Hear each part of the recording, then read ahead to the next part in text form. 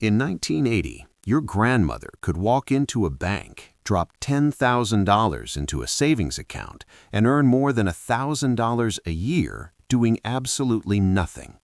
No stocks, no crypto, no side hustles, just a passbook and patience.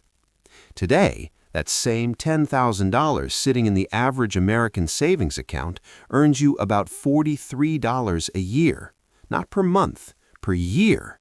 That's not a rounding error. That's a funeral. And the strange part? Nobody really talks about it.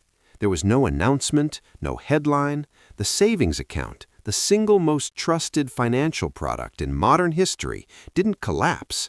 It just stopped working, quietly, over decades, while 270 million Americans kept depositing money into one anyway. So what happened? And why does the entire banking system quietly prefer that you never do the math? Let's start with the obvious question. Where did the interest go?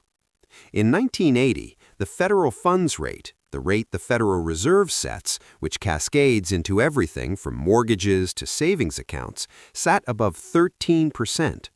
Banks were competing aggressively for your deposits because they needed them. That was the raw material. They took your money, lent it out at a higher rate, and paid you a cut for the privilege of holding it. Simple enough. You were the supply, borrowers were the demand. The bank sat in the middle, and everyone got something. Then, slowly, the rate started falling, decade by decade, from 13% down to 6%, then 3%, then, after the 2008 financial crisis, essentially 0%. The Fed held rates near the floor for 7 straight years, and the banks, they adjusted. They discovered something remarkable. They didn't actually need to pay you anymore. See, here's the part nobody explains clearly. Banks are not legally required to pass interest along to depositors at any specific rate. The rate your savings account earns is not tied to a formula. It's not indexed to inflation. It's a business decision. And once banks realized that Americans would keep depositing money regardless, out of habit, out of trust, out of sheer inertia, the incentive to offer competitive rates vanished almost overnight. By 2015, the average savings account rate in the United States was 0.06%. Let that land, 0.06%. You'd earn more interest finding a nickel on the sidewalk. But the real damage isn't the low rate itself. It's what happens when you place that number next to the one nobody wants to look at, inflation.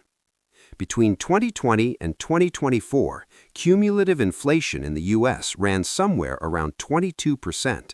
If you kept $50,000 in a standard savings account over that stretch, you earned maybe a few $100s in interest, but your purchasing power, the actual value of what that money can buy, dropped by roughly $11,000. You didn't lose money on paper, you lost it in reality, silently, automatically, every single month. This is the part that makes the savings account something worse than unproductive. It becomes an instrument of erosion. You're not saving, you're slowly paying the bank to hold money that is shrinking. And the bank? It's taking your deposits, lending them out at 5, 6, 7%, and handing you back almost nothing. The spread, the gap between what they earn on your money and what they pay you for it, is the widest it's been in a generation. J.P. Morgan Chase reported $49 billion in net interest income in a single year recently. Part of that came directly from the gap between what they charge borrowers and what they pay depositors like you.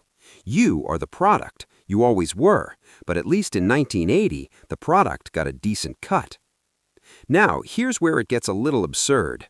High-yield savings accounts exist. Online banks offer 4, sometimes 5%. Treasury bills, money market funds, there are options. And yet, as of the latest Federal Reserve data, more than $8 trillion still sits in traditional savings accounts, earning next to nothing. $8 trillion. Why? Because the savings account isn't really a financial product anymore. It's a psychological product. It feels safe. It feels responsible. Your parents told you to save. The bank's branding is warm and reassuring.